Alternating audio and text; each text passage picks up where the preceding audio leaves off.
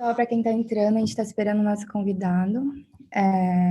Enquanto isso, a Helene ela vai apresentar a Brasa. Para quem não conhece, Helene, pode ficar à vontade para se desmutar. Oi, gente, tudo bem? Não sei se vocês estão me vendo, mas muito obrigada pela presença de todo mundo aqui. Eu sou a Helene, eu sou gerente do Brasa Blacks dentro da Brasa, e a gente veio falar um pouquinho sobre a nossa organização, né? Então, esse é um evento organizado pela nossa Brasa local, Brasa Holt, e a Brasa é a maior associação de estudantes brasileiros no exterior. A gente tem como missão empoderar a próxima geração de líderes brasileiros para um Brasil melhor. E, enfim, é um prazer ter todo mundo aqui. A nossa principal iniciativa que está com suas inscrições abertas no momento são duas. Então, a primeira é a Brasa Rex, que é o nosso desafio de tecnologia. Então, junto com duas empresas incríveis, a Wildlife e a Vetex, a gente está propondo dois desafios para estudantes de tecnologia, de empreendedorismo, business, participarem. E a segunda é o nosso programa de bolsas, que está aberto também. Então, se você está precisando de alguma bolsa de estudos, e muito mais do que isso, né, se capacitar como líder brasileiro, a gente também está com nossas inscrições abertas até dia 1º de maio. Então, a gente espera ver todos vocês por lá também. Muito obrigada. Primeiro de tudo, é um prazer te receber aqui hoje. Eu sou a Carolina Huang, eu sou estudante na Holt e presidente da Brasa at Holt. E a gente está muito feliz, eu tenho certeza que essa sessão vai promover muitos insights para todos os jovens empreendedores que estão aqui. E o José, se quiser se apresentar. Oi, Guilherme. É um prazer ter aqui você com a gente. Meu nome é José Neto. Também estudo na Holt. Estou no meu primeiro ano de curso. Bom, gente, é um prazer. Espero que eu consiga ajudá-los a trazer um pouco de inspiração, pelo menos. Show de bola, Guilherme. Muito prazer, eu sou o Franco, eu estou no meu último semestre aqui da Holt, e com a Brasa at Holt eu estou trabalhando com partnerships e category design. E, inclusive, a gente tem alguns alunos da Holt que começaram o MBA com a XP. Então, espero que ao longo da conversa a gente pode falar um pouco desse programa e como que está sendo também. Então é isso. A gente começou essa call com uma breve introdução. Agora o palco é todo seu, Guilherme. O José ele vai estar mediando a call, então ele vai te fazer as perguntas no final, mas fica à vontade para compartilhar o que você tiver com a gente. Tá bom. Vocês querem que eu comece falando um pouco sobre a trajetória da empresa ou você começa já puxando as perguntas, José? Eu acho que seria um pouquinho melhor você contar um pouquinho para a gente sobre a sua história, sua trajetória, etc. Acho que seria interessante. Combinado. Bom, eu vou tentar dar uma resumida, porque quando me perguntam a minha história, eu falo mais do que deveria às vezes. Eu comecei... Eu queria ser trader aliás, antes disso até, né? Eu, quando era adolescente, eu queria ser tenista. Sempre gostei muito de esporte. Acho que o esporte ensina muito da vida como ela é. Ainda mais o esporte competitivo, né? Você aprende a perder, aprende a ganhar, aprende a ter resiliência, a pensar a longo prazo. Mas eu comecei a ir mal no colégio e meu pai foi tirando as minhas aulas de tênis. Meu pai é médico, então o sonho dele era que eu fosse fazer medicina, mas eu não combinava com medicina, e acabei escolhendo economia porque eu era bom de matemática e eu achava que mexer com dinheiro era uma grande oportunidade. E acabei entrando em economia, comecei a trabalhar desde cedo, eu queria o mercado financeiro, estava numa carreira que era razoável, que era boa. E um belo dia, a corretora que eu trabalhava, eu tinha 24 anos de idade na época, ela teve que cortar despesas porque o mercado financeiro há 20 anos atrás não estava bem como está hoje em dia. Então, a minha área foi cortada, eu fui demitido. Ser demitido não é uma coisa muito agradável. E eu me lembro que umas semanas antes eu cheguei em casa e falei, pai, eu estou preocupado porque eu escutei falar que vão mandar pessoas embora na corretora que eu estou trabalhando. Ele falou, Guilherme, fique tranquilo que bons executivos nunca são mandados embora. Aí meu pai, como um bom médico, me deu um péssimo conselho. E então eu quis fugir do Rio de Janeiro e eu fui morar em Porto Alegre e eu decidi que eu queria empreender, que eu queria começar um negócio do zero e mesmo que eu quebrasse, eu queria ter o controle sobre a minha vida. Então foi assim que a XP começou. Eu tinha 10 mil reais no bolso, eu não queria ser mandado embora novamente e esse foi o meu começo. Aluguei uma salinha que tinha 25 metros quadrados e achei que os meus amigos iam confiar em mim e começar a investir comigo. Uma doce ilusão, tá? Nunca comece um negócio esperando que os seus amigos vão te ajudar no curto prazo. Eles só te ajudam depois que você ficou muito consolidado. E, como todo empreendedor que começa sem apoio de ninguém, depois de um ano, meu dinheiro acabou, tive que vender meu carro, e eu comecei a perceber que eu estava empreendendo quando eu lancei um curso que ensinava as pessoas a investir em ações. Foi quando eu comecei a ganhar algum dinheiro. Então, eu botei um anúncio no jornal Zero Hora, que era o jornal da época lá de Porto Alegre, e era a minha última tacada. Botei lá o anúncio, curso Aprenda a Investir na Bolsa de Valores, e o prédio onde a gente tinha a nossa salinha lá, tinha um salão de festa que não custava nada, e era só limpar depois. Eu imprimi 30 apostilas, e esperei que aparecesse um milagre no sábado, né? Porque o curso era sábado e domingo, e apareceu um milagre, apareceram 30 alunos corajosos que vieram aprender comigo como investir em ações. Achei que eu tinha ficado rico, porque o curso custava R$300, eu ganhei 9 mil reais num fim de semana, e todo mundo que aprendeu comigo depois abriu conta. Então eu tinha aprendido que se eu quisesse montar uma empresa de investimentos, o caminho não era convencer alguém a investir comigo, mas sim aprender, e a consequência disso era converter os alunos em clientes. Então, esse foi o meu começo, foi ali que a coisa começou a dar certo, e aí eu comecei a cada vez mais investir em educação financeira, cada vez mais eu fui entendendo o tamanho da oportunidade no Brasil, fui aprendendo a ter sócios. Então, é muito importante você aprender a dividir seu sonho com pessoas melhores do que você. Então, no começo, a empresa era 100% minha. Aos poucos eu fui vendo gente que fazia outras coisas melhor do que eu e que era complementar ao que eu fazia. Eu colocava essas pessoas como sócias, a empresa ela foi ficando cada vez mais robusta. E, assim, tentando resumir um pouco a trajetória, 10 anos depois entrou um fundo de investimento que apostou em mim na empresa, isso em 2010, era um fundo britânico que fez um valuation da empresa de 500 milhões de reais. Depois, em 2012, entrou um fundo americano, que já fez um valuation de 1,3 bilhão de reais.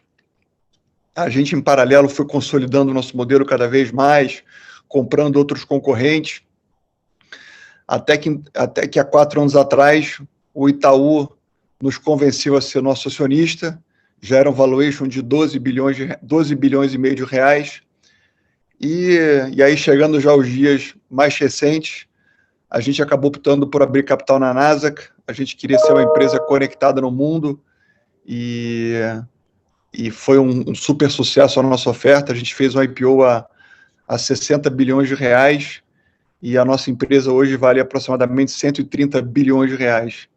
Então, no fundo, acho que a mensagem que eu deixo aqui é: acreditem nos seus projetos, não busquem atalhos, façam a coisa certa, e a longo prazo, coisas que aparentemente são impossíveis, são possíveis, né? Eu acho que a gente só está começando, a trajetória da empresa ainda é jovem, temos só 20 anos de espaço, e quando a gente entende a concentração bancária no Brasil é muito grande, né? 90% de tudo que o setor financeiro faz no Brasil é concentrado em basicamente 5 bancos. Nosso market share de receita hoje é de 1,2%. Então, é a prova de que a gente só está começando e que dá para entrar num segmento extremamente competitivo e colocar ele de ponta cabeça. Acho que eu tentei dar uma resumida um pouco aqui, Zé. Cara, palavras assim, incríveis. Eu acho que isso faz com que todos nós aqui dentro da Sacal aprenda e que a gente deva seguir nossos sonhos a custo de qualquer coisa. Mas assim, começando agora com as perguntas, acho que a gente poderia começar com um quebra-gelo, vamos dizer assim. Então, se você pudesse escolher uma celebridade, viva ou morta, quem seria essa pessoa? Olha, vocês são muito novos já, então vocês não tiveram a oportunidade de conhecer o Ayrton Senna. O Ayrton Senna, eu acho que foi o maior líder que o Brasil já teve. Ele é minha grande referência de determinação, de transformar coisas impossíveis em impossíveis, em caráter. Então, a forma como ele vencia, não eram só as vitórias que ele conquistava, né? Ele morreu há 26 anos atrás, mas era a forma como ele conquistava as vitórias, né? Sempre com um carro pior, sempre com chuva, e, então a minha grande referência é ele. Um vencedor, de todas as palavras. Então a gente vai começar aqui agora. O formato que a gente achou foi uma forma de todas as pessoas que estão presentes hoje participassem. Então a gente vai começar com uma pergunta da Marina Corsini, da Universidade de Miami. E ela pergunta: Guilherme, o que você diria para o Guilherme com 18 anos, quando você estava começando no mercado de trabalho? Olha, eu diria que tenha calma, apesar de eu falar isso, não ia adiantar muita coisa, né? Mas passa muito rápido a vida, e eu sei que isso pode aparentar ser clichê de novo, né? A gente fica muito focado no objetivo e a gente esquece a jornada. Então, aproveitem cada dia, tentem curtir essa trajetória até lá, porque eu me lembro que eu estava me formando há 20 e poucos anos atrás e foi muito rápido. E então, aproveitar o máximo que puder é super importante. Mas eu diria, olha, não se preocupe com o dinheiro no curto prazo, não é isso que faz a diferença. Se preocupe em entrar num projeto ou começar um projeto que você acha que você pode dedicar a sua vida a ele. Porque fazer dinheiro, ter sucesso, é consequência de você se apaixonar por algo. Se você se apaixonar por algo, você vai fazer aquilo de tão coração que você vai misturar a sua vida pessoal com a profissional, você não vai ter diferença entre fim de semana e semana, vai ser um prazer. Então, a minha sorte foi ter descoberto a XP, né? É um prazer, não é um trabalho, né? E quando você descobre que não é um trabalho, que é um projeto de vida, fica tudo muito mais fácil. E outro conselho que eu daria é, olha, não busquem atalhos, tá? Não busquem, tem momentos da vida que vão aparecer oportunidades de você dar um jeitinho, de você buscar um caminho mais fácil, mas a coisa mais importante que a gente tem é o nosso caráter, a nossa imagem. Então, façam sempre as coisas certas, por mais doloroso que seja. Esse é o caminho da consistência e da longevidade. Eu acho Guilherme, que esses são os conselhos que eu daria. Guilherme, esse comentário que você fez, eu achei muito pertinente com a missão da Brasa, porque em 2018 eles fizeram uma conferência em Paris e o tema da conferência era justamente ressignificar o jeitinho brasileiro, né?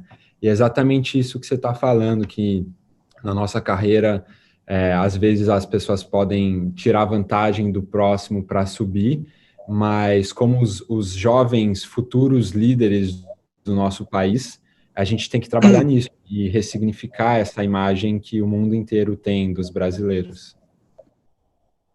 Não, assim, isso não deveria ser motivo de orgulho, né?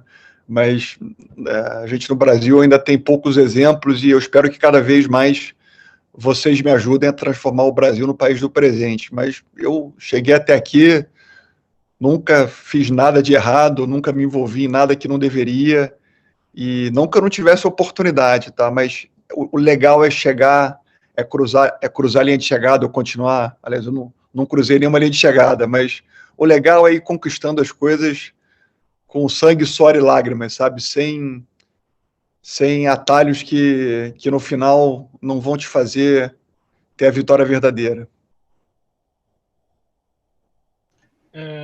Então, puxando esse gancho que você falou sobre amor pela empresa e assim você misturar a sua vida pessoal com o mercado de trabalho, Eu vou puxar uma pergunta do Enzo Vidigal, do Arizona State University, onde ele pergunta: você pode contar um pouco mais sobre a sua decisão de estar deixando o cargo de CEO da XP? E qual é a estratégia da XP hoje ao colocar Thiago Mafra como CEO da empresa? Bom, eu sou CEO da empresa há 20 anos, sou controlador da companhia e sou presidente do conselho também. Então, assim, normalmente o conselho de uma empresa são as pessoas que estão preocupadas em formatar a estratégia de longo prazo. O CEO normalmente é a pessoa que toca o dia a dia e está olhando mais o curto prazo.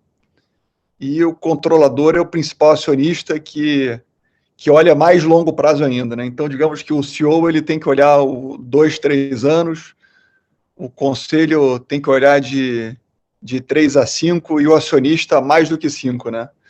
Na XP, eu sou a pessoa que acumula essas 3 funções. Não é trivial. E por tudo que a gente construiu, eu acabei nesses últimos anos tendo uma agenda muito intensa externamente, né? Estou aqui com vocês hoje, né?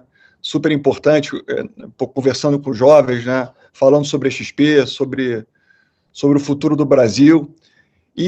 Mas é importante ter alguém na empresa que foque mesmo no dia a dia, que esteja ali querendo apertar cada porquinha da empresa e fazendo ela ser cada vez melhor. Não que eu não fosse isso, mas a decisão de colocar o Thiago Mafra, que era o nosso CTO, conduzindo o dia a dia, e eu conduzindo a agenda externa da empresa e olhando a parte estratégica, é melhorar a empresa, né? Então, você não pode...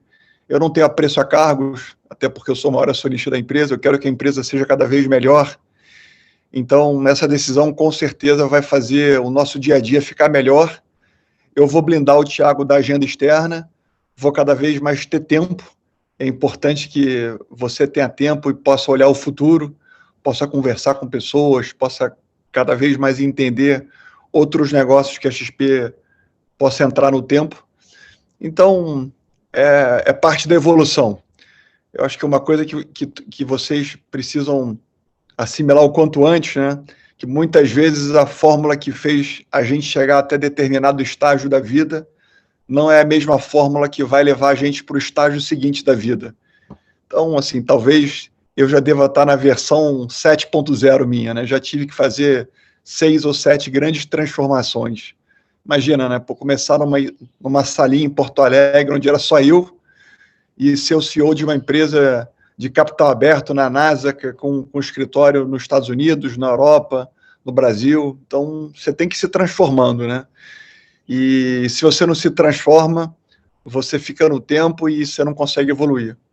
Então, estou bem animado com essa nova fase que eu vou entrar e que a empresa vai entrar também. Aproveitando exatamente isso que você falou sobre ter começado numa salinha e, assim, ter crescido, uma informação relativamente nova que chegou para o público é que a XP está criando o seu primeiro headquarter, que seria a construção principal de vocês, o escritório principal de vocês. Então, você poderia contar um pouquinho para a gente sobre a Vila XP? É um projeto que está ficando bem legal.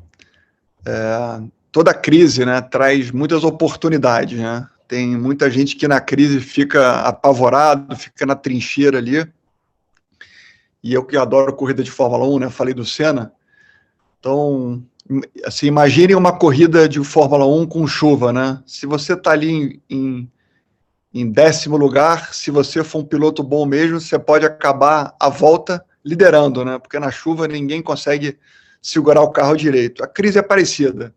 Se você souber pilotar bem a sua empresa, você consegue ultrapassar muita gente e fazer ainda mais diferença.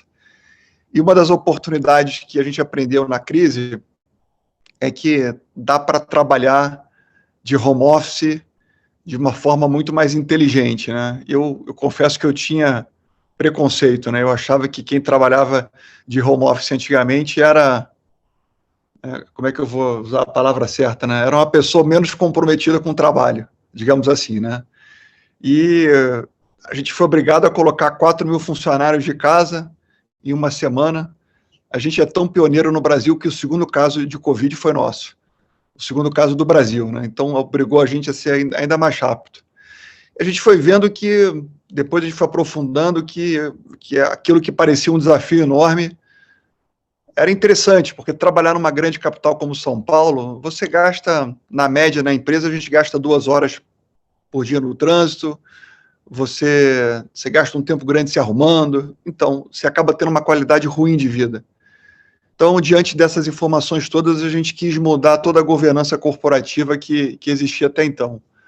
A gente devolveu 6 andares que a gente tinha em São Paulo, a gente só ficou com 4, e começou a construir a Vila XP, que é uma sede inspiradora, fica em São Roque, que é meia hora de São Paulo, um lugar lindo, é um grande centro de integração, tem quadra de esporte, tem hotel, tem academia, tem uma floresta dentro, e o que a gente espera a partir de agora é que as pessoas vão lá um dia na semana, 2 no máximo, mas ninguém vai bater ponto mais, salvo algumas áreas muito específicas. A gente vai lá trocar melhores práticas, a gente vai ser treinado, a gente vai lançar projetos, mas o dia a dia, cada um vai tocar de onde quiser. Então, se você quer morar em outra cidade, se você quer morar em outro estado, ou até outro país, né? Se você não achar que você precisa ir na vila, porque ninguém precisa ir mais, tá? É nosso ponto de encontro.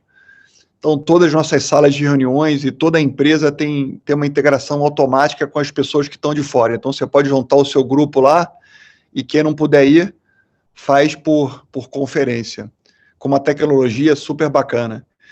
Então, foi a nossa chance de mudar, talvez o mais importante. Eu acredito que toda empresa é um sucesso quando você tem as pessoas certas, alinhadas com você, inspiradas.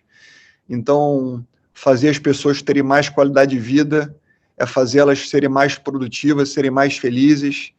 Então, a Vila inaugura em janeiro e assim que ela estiver pronta, vocês estão convidados a virem conhecê-la. Assim, vai deixar o Vale do Silício no chinelo, tá?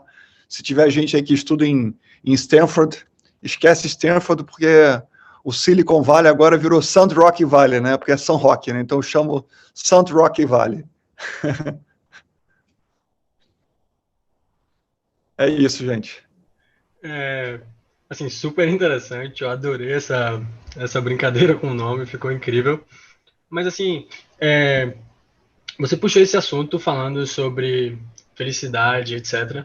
Mas assim, eu diria que muitas pessoas hoje no Brasil entendem que para que uma pessoa consiga vir a ter uma melhor condição financeira, uma melhor liberdade financeira, é necessário haver um investimento. Então, partindo desse ponto, eu vou puxar a pergunta de Sofia Pinheiro, da Rollins College, onde ela pergunta: quais estratégias econômicas você julga mais urgentes para que o Brasil atraia investidores internacionais interessados em investir não somente em juros, mas sim em empreendedorismo? Oi, Sofia. A coisa mais importante que deve ser feito é construir estabilidade econômica. E estabilidade econômica é basicamente juros baixos e inflação controlada. Assim, os Estados Unidos não é um sucesso à toa. Parte do sucesso dele é que a gente sabe que é um país estável, é um país que você consegue imaginar os próximos 10, 20 anos, ninguém vai mexer naquilo que é seu, você sabe as regras, tem um judiciário estável, se você quiser tomar dinheiro emprestado é fácil, se você quiser contratar é fácil, então isso fomenta os empreendedores, né? No Brasil, o Brasil, nesses últimos 26 anos, desde o início do Plano Real, nossos juros foram muito altos, na média 13% ao ano, e a nossa inflação também. Mas nesses últimos 3, 4 anos as coisas começaram a mudar, né? O que faz com que os juros fiquem baixos é o Brasil tomar conta das contas do governo. Se você começa a gastar mais do que você arrecada, você vira um governo gastão. Um governo gastão só consegue financiar a sua dívida com juros altos. Se você tem juros altos, o cuja oportunidade do empreendedor empreender começa a não valer a pena, né? Então, o que eu falei anteriormente, com juros de 13% ao ano, digamos que eu quero montar uma pizzaria, né? A pizzaria vai me render 15% ao ano. Pô, mas será que eu vou montar uma pizzaria e ganhar 15% ao ano se eu posso deixar o dinheiro aplicado em juros do governo, comprando título público, e aquilo me dá 13% sem ter apurrinhação de clientes, sem ter que contratar ninguém? Então, a primeira coisa é você baixar os juros, e para isso você tem que equilibrar as contas públicas e manter uma política onde a inflação fique controlada. Se você faz isso, naturalmente os empreendedores começam a aparecer, cada vez mais o investidor estrangeiro ele começa a perceber que o Brasil é um país que tem credibilidade, né? Até porque o estrangeiro ele consegue ver sempre a porta de entrada, né? Que é o preço do dólar de hoje. Mas o estrangeiro ele tem que pensar na conta do futuro, né? Eu sei o dólar hoje que está 5,50, mas quando eu quiser sair e vender esse meu investimento e voltar a ter dólar de novo, quanto é que será que vai estar o dólar? Se o país é muito instável, ele não consegue fazer essa conta. E se ele não consegue fazer uma conta razoável, ele não vai entrar. Então, o mais importante agora é que o Brasil seja um país que faça o dever de casa, aprove as reformas e garanta que receita menos despesa é maior do que zero. Isso acontecendo, todo o resto acontece e o Brasil é o país que talvez tenha mais oportunidades no mundo, porque o Brasil é um país que falta tudo. Né? Me pergunto às vezes, Guilherme, por que você nunca chegou a pensar em morar fora do Brasil, em montar um negócio lá? Eu penso sim em fazer a XP expandir e cada vez mais ter presença global. Mas eu posso afirmar aqui, tá, que é muito mais fácil empreender no Brasil do que empreender em outras partes do mundo, porque no Brasil falta tudo. E quando você é empreendedor, você quer... Assim, vocês devem ter escutado aquele ditado, né? Em terra de cego, quem tem olho é rei. É isso. O Brasil é o país dos monopólios, dos oligopólios. Então, né, em que país do mundo um garoto que nem eu, sem dinheiro, sem formação, começa uma empresa há 20 anos atrás e consegue competir contra os maiores bancos do Brasil? É isso, né? Então, se vocês querem empreender, o Brasil é o lugar. Acho que é muito mais difícil empreender na Califórnia, empreender nos Estados Unidos, empreender na Europa. Lá já tem tudo. Aqui não tem nada. Eu concordo com você. Mas assim, puxando agora esse gancho onde você falou sobre a XP bater de frente com os bancos. Então hoje a gente sabe que a XP tem um papel importante na desbancarização do Brasil. Partindo desse pressuposto, que estratégia a XP tem para alavancar o número de investidores no Brasil? Porque a gente sabe que, comparado com os Estados Unidos, o Brasil tem um número de investidores ínfimo. Então, quais seriam essas estratégias? Olha, a melhor estratégia, ela é justamente o Brasil fazer o dever, o Brasil como país fazer o dever de casa, né? Porque se um país tem os juros muito altos, né, porque ele gasta mais do que arrecada, as pessoas, quando formam poupança, basicamente investem a sua poupança em renda fixa, né? Compram basicamente títulos do governo. Então, né, vocês sabem quanto é o juros americano hoje, é zero, né? Os juros do mundo hoje é quase zero na média. Os juros do Brasil hoje está em 2,75, né? Uma grande transformação isso, mas na média, últimos 26 anos, novamente 13% ao ano, né? Poxa, por que eu vou ter que aprender a investir se eu tenho juros de 13% ao ano? Eu não preciso, né? Tá fácil, né? Eu tenho o melhor dos cenários, alto retorno, baixo risco e alta liquidez.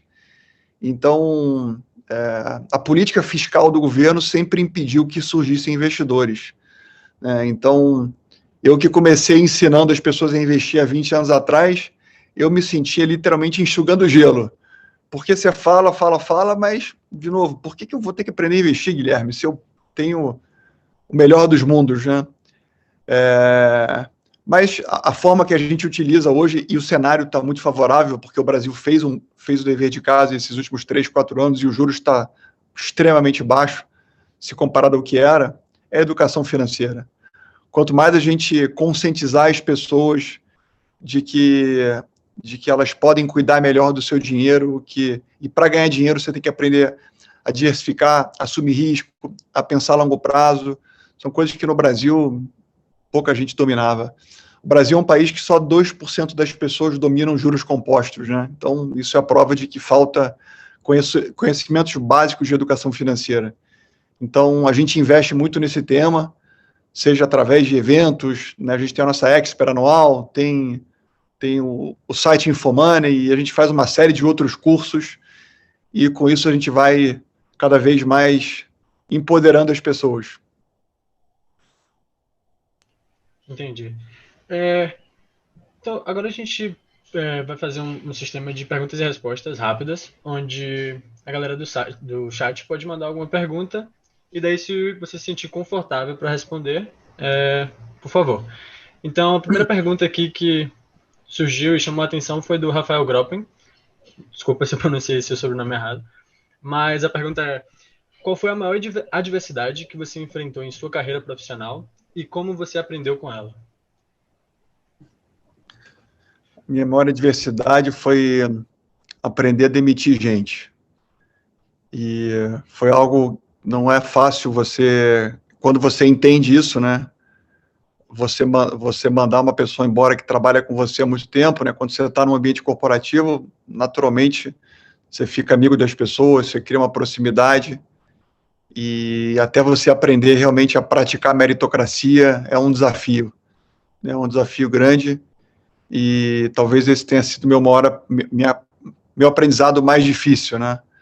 No final, eu não queria nunca que ninguém sentisse a dor que eu sentia ao ser demitido.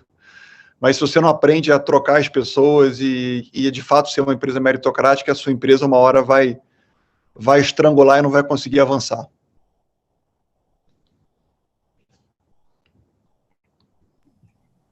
Legal, muito obrigada, Guilherme. Agora a gente vai abrir.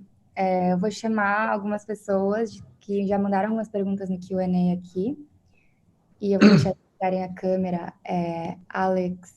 O Alexander, ele mandou uma pergunta aqui. Eu vou por ele. Vamos ver se aparece. Oi?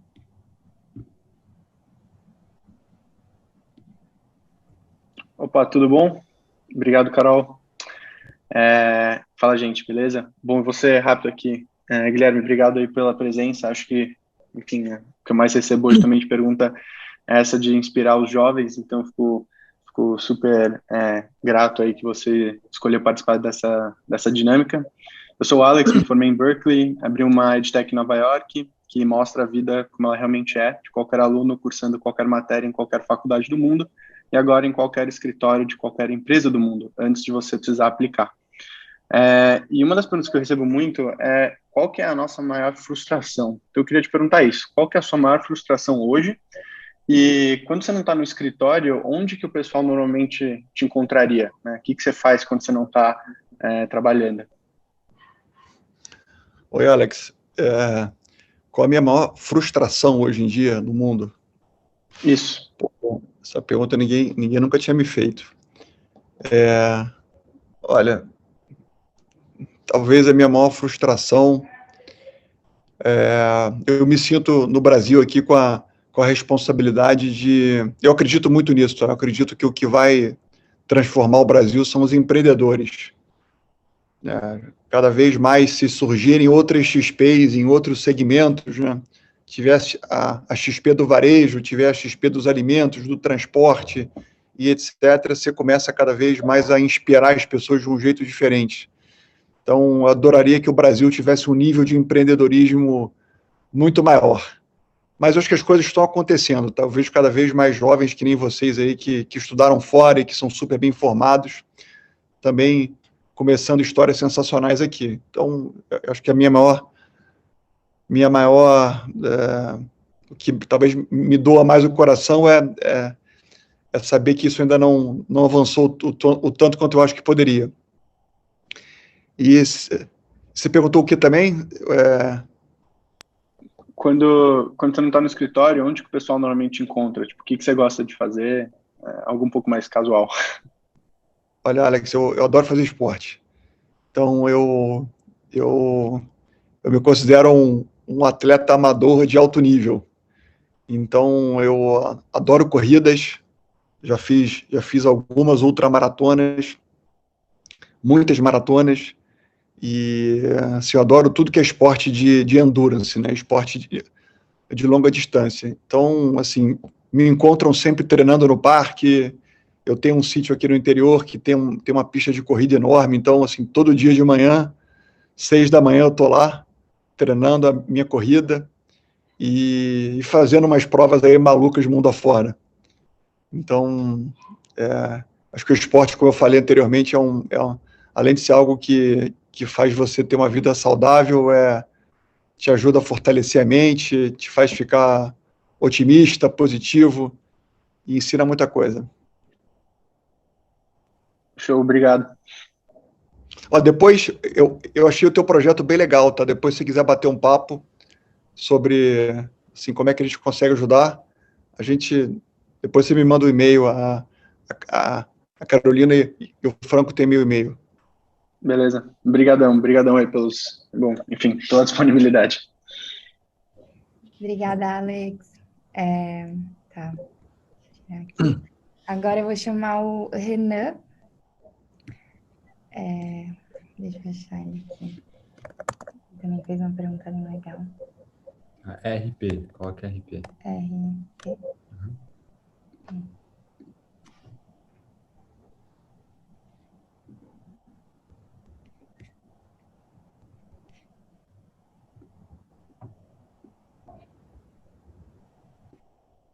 Opa, Guilherme, tudo bem? Uma honra estar aqui com você. A minha pergunta é, pegando o gancho do tipo de esportes que você gosta, que é endurance, uma das coisas que você mais precisa para finalizar a prova é persistência. E uma das coisas que eu percebo nas pessoas de hoje em dia é a falta da persistência. E eu acho que a falta de inspiração é um grande fator disso. Então, eu gostaria de saber quem é a pessoa que você conhece pessoalmente que mais te inspirou e como a inspiração dele ou dela foi essencial para a trajetória da sua carreira. Olha, eu concordo com você, tá? Eu acho que a geração de vocês é extremamente mais bem informada do que a minha geração foi, né? Vocês já nasceram com a internet, com tudo, a vida que vocês, na média, né? Naturalmente, a vida que vocês tiveram acesso é uma vida mais ágil, mais rápida, né? Isso faz com que talvez resiliência e longo prazo sejam palavras que a minha geração entendeu de um outro jeito, né? É importante que todo mundo saiba que realmente as coisas extraordinárias demoram um tempo até acontecer. Então investir a longo prazo faz diferença mesmo, né?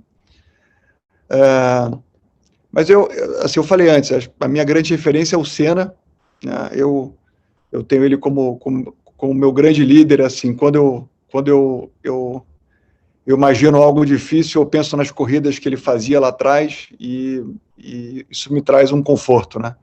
É bom você ter alguém que sirva como inspiração e que você saiba que já teve algum ser humano que já fez coisas que te inspiram. Então, assim, eu diria que é ele. Mas você falou um pouco aí sobre resiliência e tal. Acho que uma coisa que eu posso complementar também é a principal característica que eu entenda que faça com que as pessoas sejam mais bem-sucedidas a longo prazo, seja naquilo que elas quiserem fazer na vida, como executivas, como empreendedores, como empreendedor social, enfim, o que for.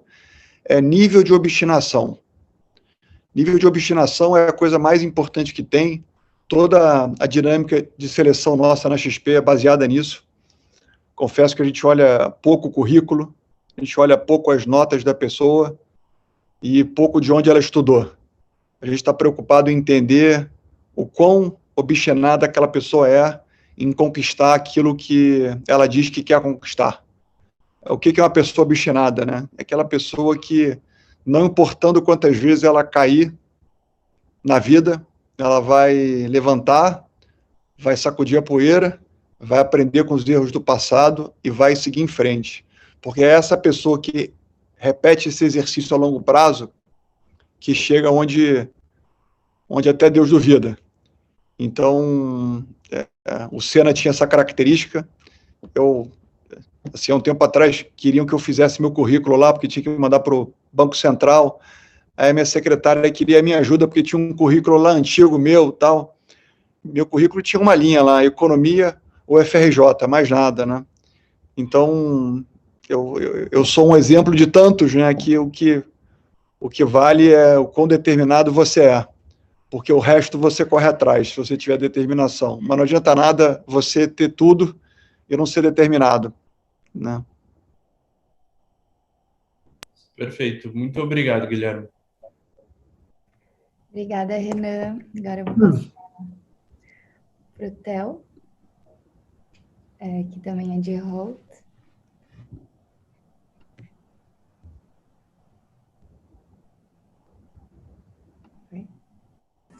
Opa, boa noite, Guilherme, tudo bom?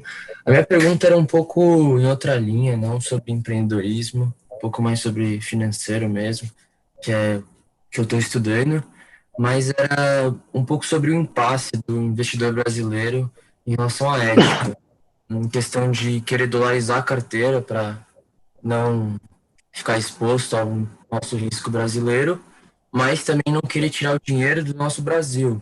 E eu queria saber um pouco mais sobre a sua posição na ética mesmo, não só nos investimentos, mas também no trabalho, pode ser.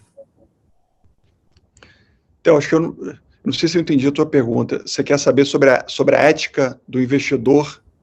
Isso, pode ser um pouco sobre a ética do investidor e como é um bate-papo sobre empreendedorismo, também sobre como você levou a ética na sua carreira e no seu trabalho.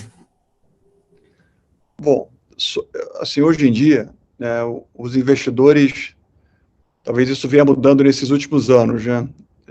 Vocês devem ter escutado já 3 letrinhas chamado ESG, né?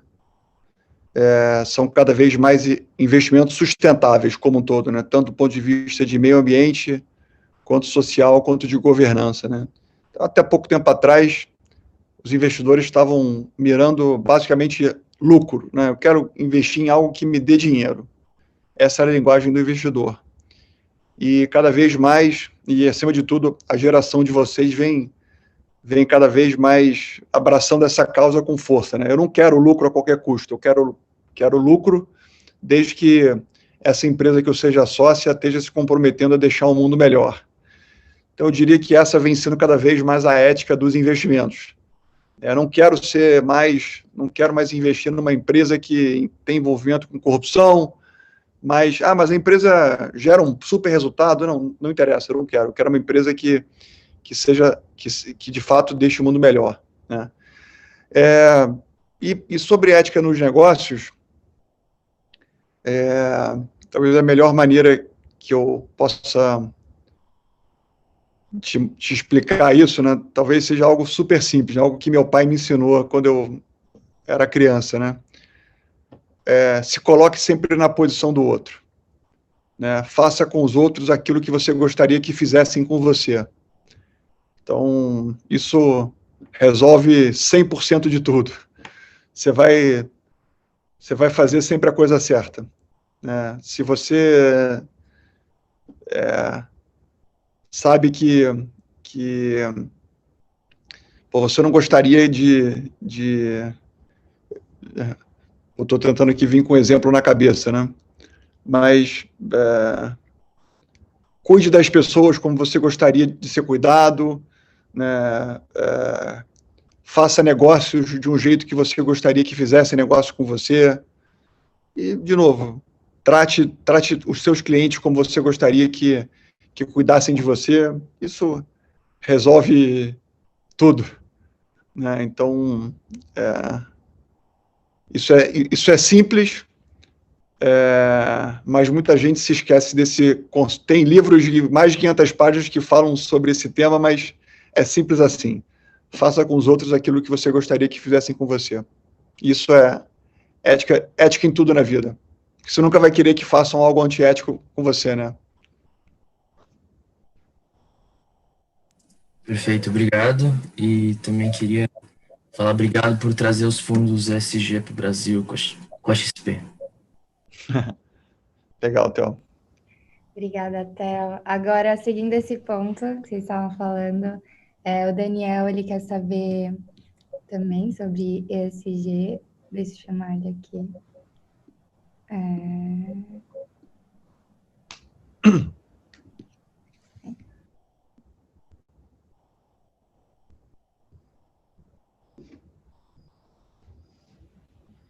Olá, Guilherme, tudo bem?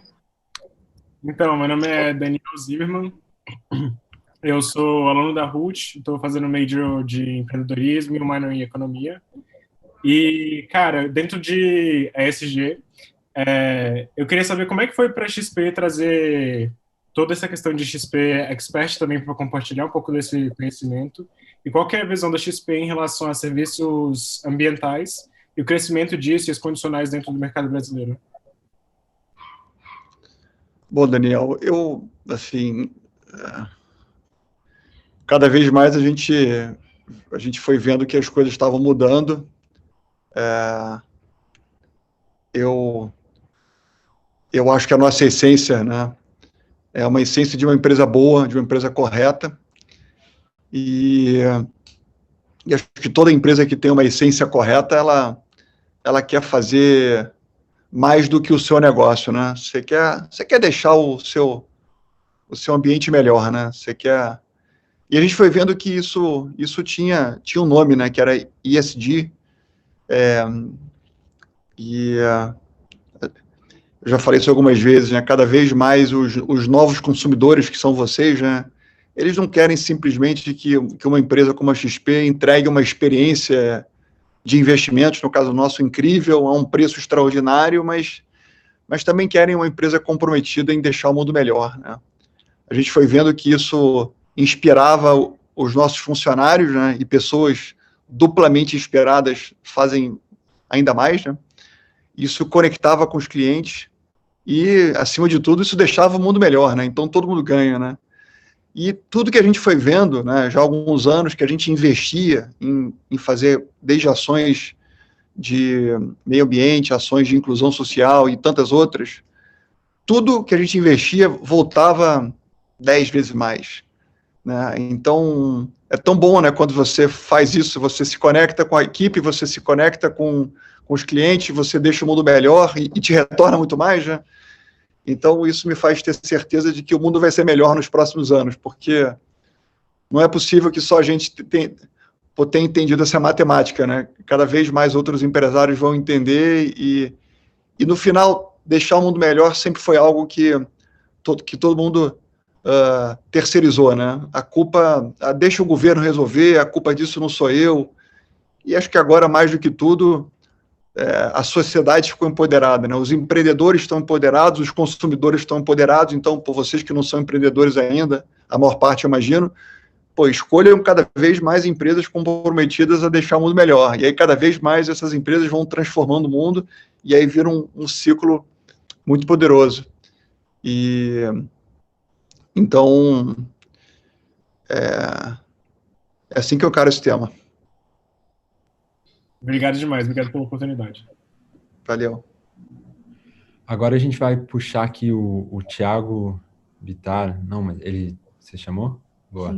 Ele tem uma pergunta bem interessante sobre o papel da XP e a influência que a XP vai ter na política do país.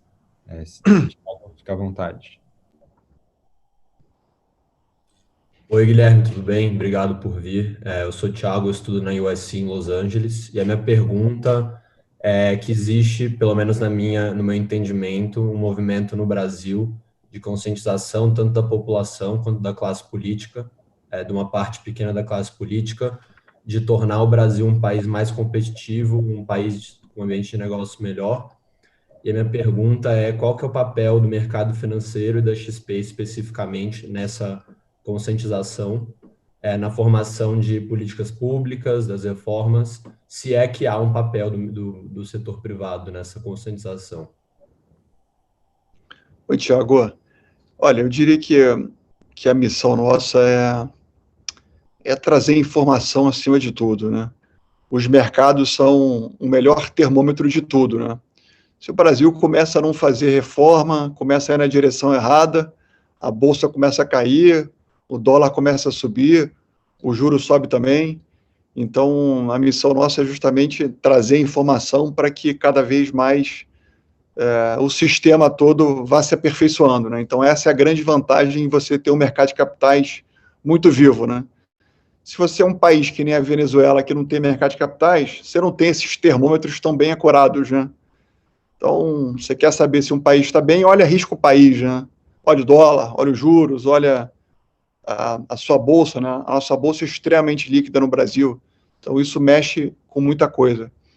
Então, a gente, de novo, acredita que o Brasil pode ser transformado com empreendedorismo, e para ter empreendedorismo é importante que tenha mercado de capitais. Quanto mais empresas acreditarem que podem abrir capital na bolsa, é sinônimo de que novos empreendedores estão se fortalecendo.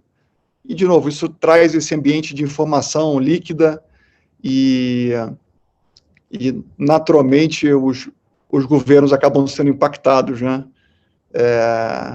Então, é um pouco assim que eu encaro esse tema. Obrigado. Espero ter respondido. Valeu, Thiago. Aqui.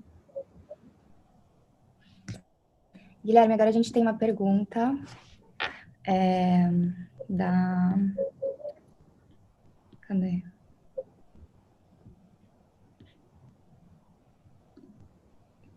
Só um minuto, desculpa. Aqui, da Helene, de Emory University. Ela perguntou aqui: a XP anunciou 50% de representatividade feminina até 2025. Quais são os principais passos que a empresa está dando para atingir esse 50%? Bom, até voltando a um estágio anterior, né? Uma coisa que a gente foi aprendendo ao longo dos anos é que cada vez mais você ter times diversos faz com que você consiga performances melhores, né? Então, é comum que você vá trabalhar, você vai montar uma empresa e você vai querer trabalhar sempre com pessoas que parecem com você, né? Você fica mais confortável sabendo que aquelas pessoas tiveram a mesma vivência do seu clube ou da tua faculdade ou do seu colégio e aquilo gera uma sintonia maior de curto prazo.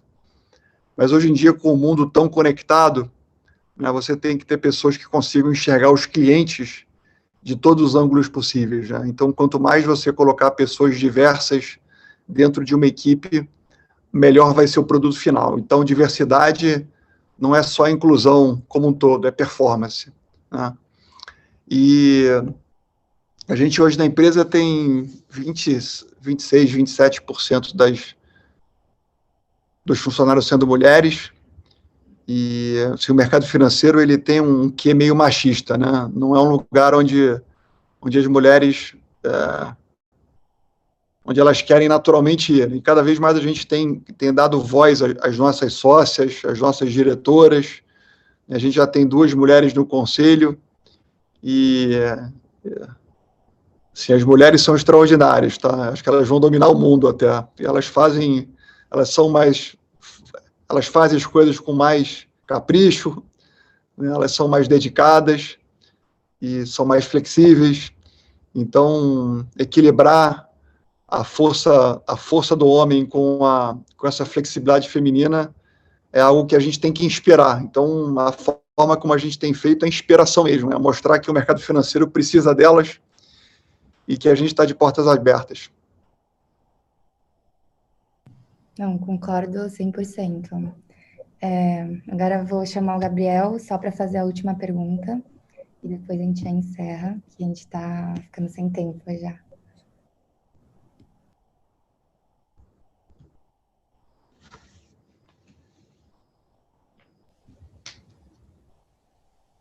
Oi, boa noite. Bem, a pergunta que eu queria fazer é: a gente que é jovem, né, a gente lida com muitas decisões nos nossos caminhos e às vezes não é fácil tomar algumas decisões.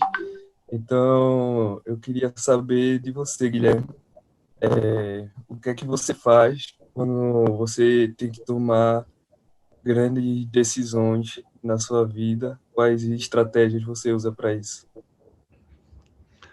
Oi, Gabriel. Olha,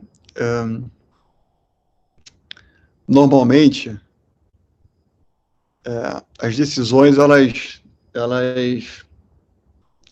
você tem que tentar ser o mais racional possível, né? Você tem que tentar tirar o estômago e tirar o coração das decisões.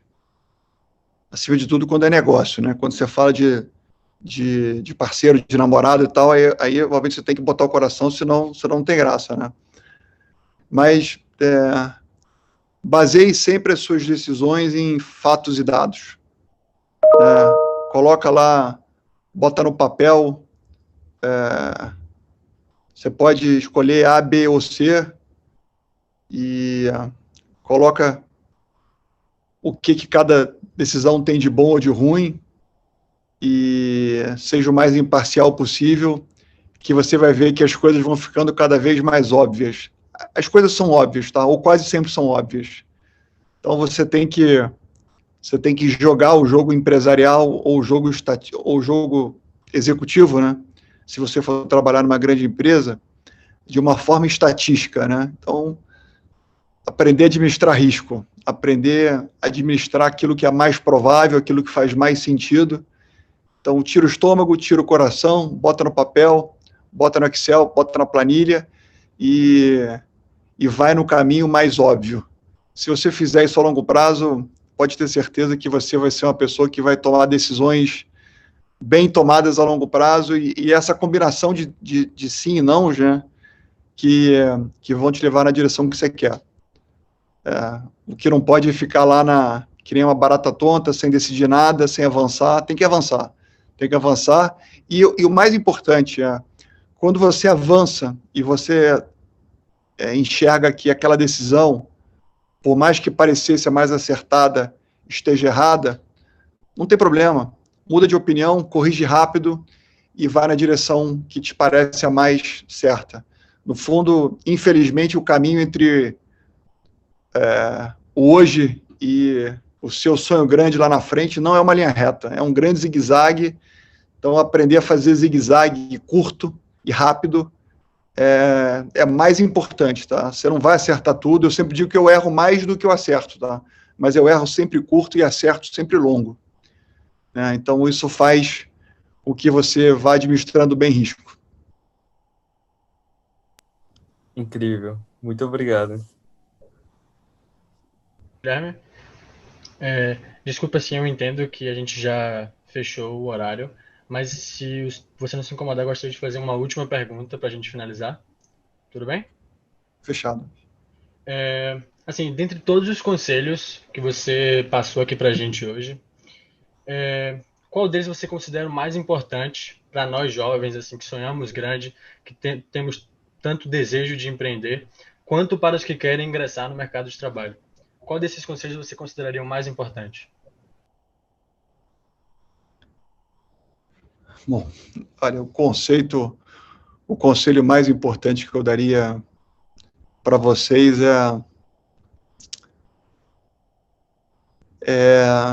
olha, a vida passa rápido e encontrem algo que vocês possam dedicar a sua vida de corpo e alma e fazer de todo o coração. Isso de novo, seja como empreendedor, como executivo, isso faz com que a vida valha mais a pena, né? A gente passa a maior parte do tempo trabalhando mesmo, né? E na verdade não pode ser trabalhando, né? Você tem que ser algo que você sinta que aquilo é a sua missão, o seu legado, né? Então, quando você descobre isso, a minha sorte foi ter descoberto isso cedo demais. Isso ajuda muito, né? Então, descubram isso e